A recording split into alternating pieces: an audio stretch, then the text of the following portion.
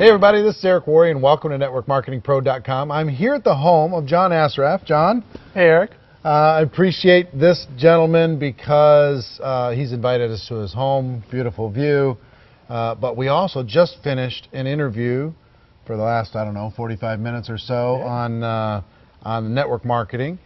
And I think you're going to love what John has to say about our profession. But I thought we'd just turn our cameras on, introduce you to the audience here. And one of the things we were talking about in the last 45 minutes is the rise of entrepreneurialism and where network marketing fits in that rise of the entrepreneur.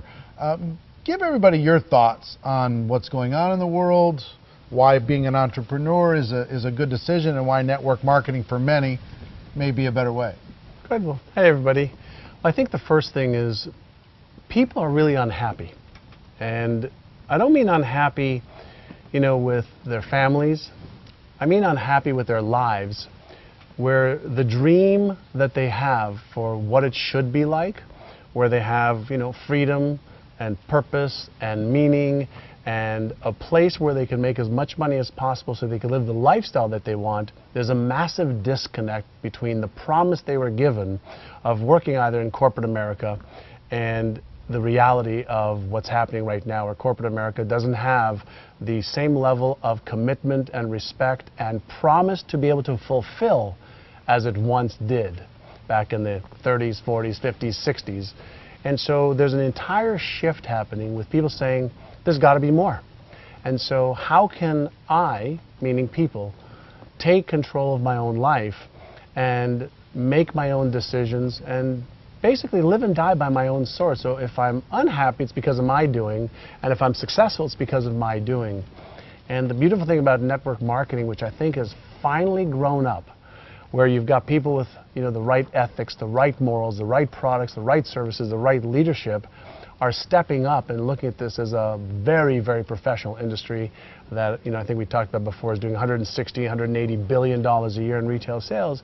And so now it's got the clout that serious people are looking at this as a serious possibility and option for them. So I think the rise of the entrepreneur and the opportunity has finally met its match. Yeah, and we also were talking earlier about what builds confidence, what makes a person unstoppable, what causes them to act and move forward in their own best interest. And I think it's one, understanding of what the network marketing profession can provide a person. Yeah. Two, our skills.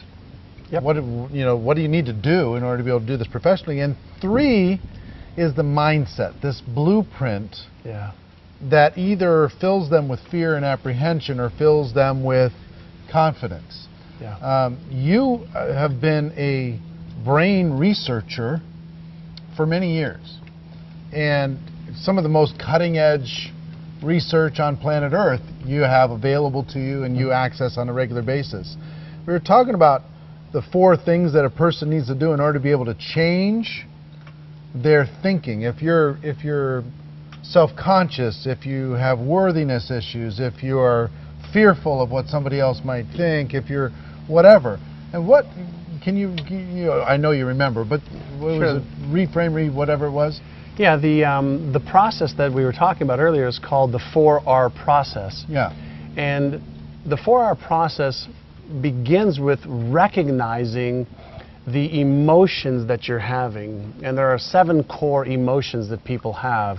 Happiness, sadness, fear, disgust, shame, guilt. Those are just emotions, and it's either something that's happening on the inside that's causing that emotion, something that we associate with what we're doing, or something from the outside that's instigating that emotion. And so the first part of any change is to recognize the emotion that I'm feeling and not laying judgment on it, but accepting it as just energy in motion. It's either pleasant or unpleasant, something we want to move towards or move away from. So once we recognize it, the question then becomes, is it real? Is it true that I'm feeling this as a result of the meaning that I'm giving it? And in most cases, it's not true. It's something that we have become conditioned to believe is true because of the references or because of our own experiences that we have around that issue. And the way our brain works is anytime that we feel uncertain about something that may cause us harm or pain, a part of our brain called the reptilian brain actually activates in a billionth of a second a fear circuit which causes us to either flee, which means run away, freeze, which means we do nothing, or fight it, which means we're in most cases fighting air. And so if we can reframe something, the meaning of it, long enough to let the emotion pass, that causes the third R to be activated, and that's the release of an unpleasant emotion. So recognize is number one. Right. Recognize it. Reframe it is into number two. into the reality Correct. that it is, instead of the false reality that you're giving it more meaning than maybe a person that doesn't have that mindset wouldn't have an issue with what was brought up. Correct. So recognize, reframe, and then release. And the easiest way to release, based on the latest brain research, is just to stop, close your eyes, and do 10 deep breaths in through your nose and out through your mouth.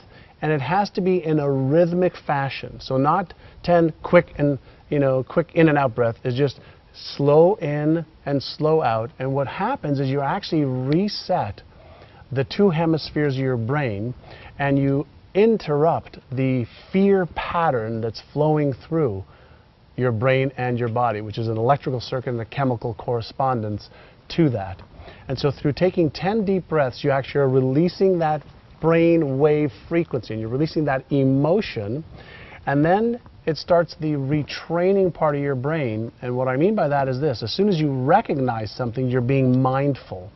As soon as you reframe the meaning of it, you're actually adding a component to the meaning you've given something that was different than before. So you're changing the actual pattern in your brain.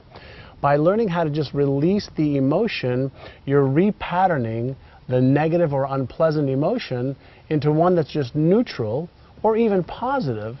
And then when you start to retrain your brain by saying, I'm in control of my brain instead of me being or my brain being in control of me, you start to develop more confidence and certainty that, hey, I'm not my emotion. Hey, I don't have to react to outside stimuli or something that's held me back in the past. And now that gives us more confidence, more certainty, and we have more confidence and certainty, we'll tend to act in different ways that will yield better results than we've had in the past.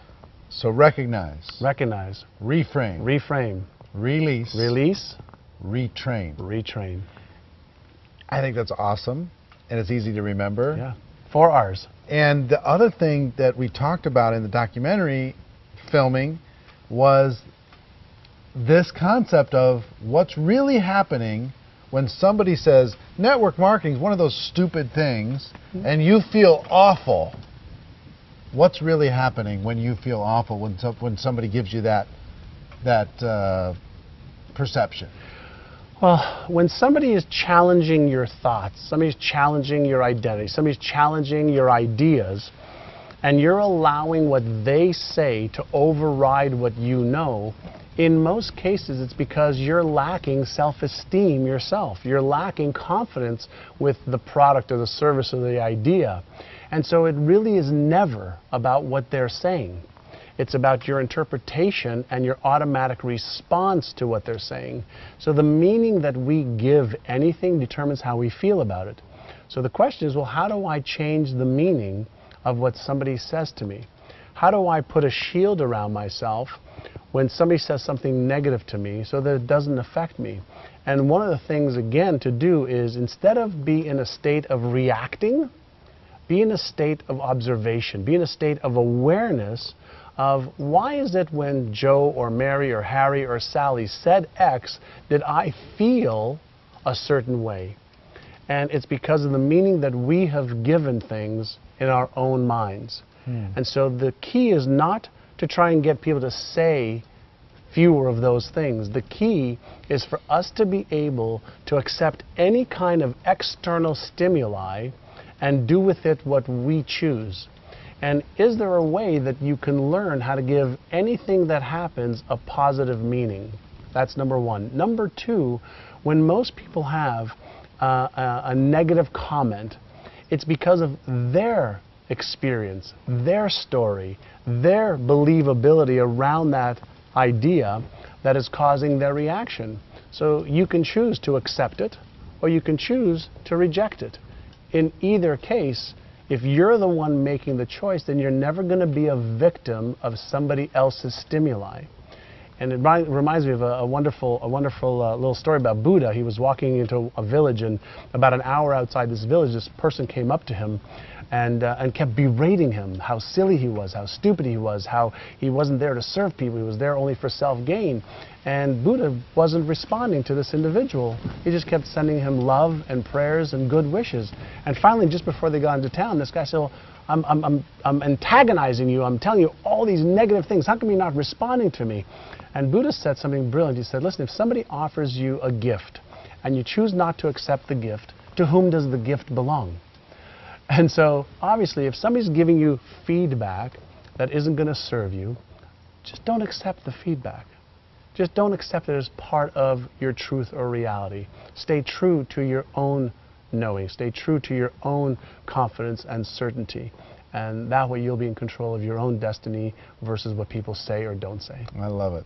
I love it. That's great advice. And I'm telling you, this guy's got a lot of wisdom about the mindset required for success in network marketing or in life in general. And I'm very grateful that he allowed us and our camera crew to come here and spend a little time talking about how to do better in the network marketing profession. So, John, thank you very much. I appreciate you. And ladies and gentlemen, our wish for you is that you decide to become a network marketing professional. You decide to go pro because it is a stone cold fact that we have a better way. Now let's go tell the world. Everybody have a great day. We'll see you next time. Take care. Bye-bye.